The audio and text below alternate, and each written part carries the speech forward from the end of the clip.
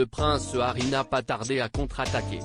Visiblement touché de ne pas avoir été cité par Elisabeth II, le duc de Sussex a pris les devants.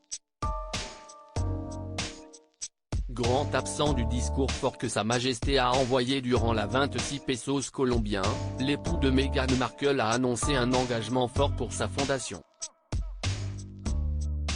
Inspiré par l'engagement de longue date de Harry et Meghan envers la planète, l'entreprise Archer Wells s'est engagée à réduire ses émissions de carbone au cours des prochaines années.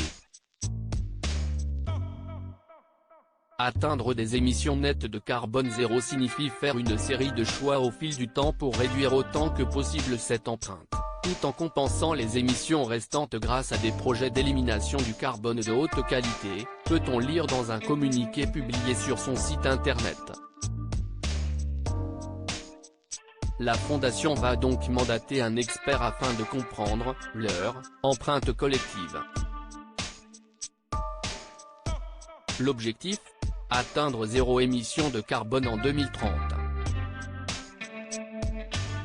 La fondation Archer Wells ajoute que l'initiative de tourisme durable du prince Harry, Travelist, et la société d'investissement éthique, dans laquelle le couple a investi, conseilleront l'entreprise sur la concentration de ses investissements en faveur d'une économie à faible émission de carbone.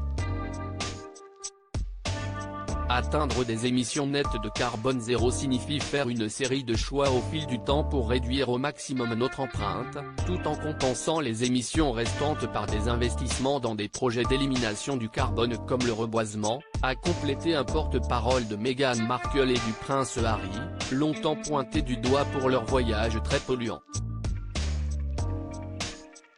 Une annonce forte dont le timing fait parler.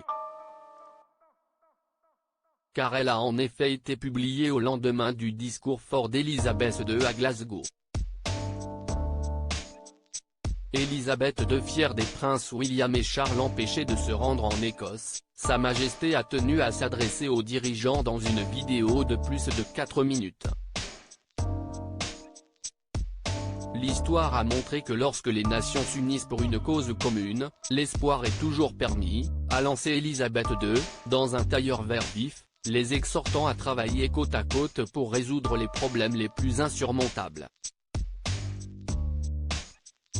Par la suite, Elisabeth II a eu un mot, a tenu à honorer la mémoire du prince Philippe tout en encensant le travail de ceux qui lui succéderont sur le trône britannique. Je suis très fier que le rôle de premier plan joué par mon mari pour encourager les gens à protéger notre fragile planète se perpétue à travers le travail de notre fils aîné, Charles, et de son fils aîné, William. Pas un mot pour le prince Harry donc.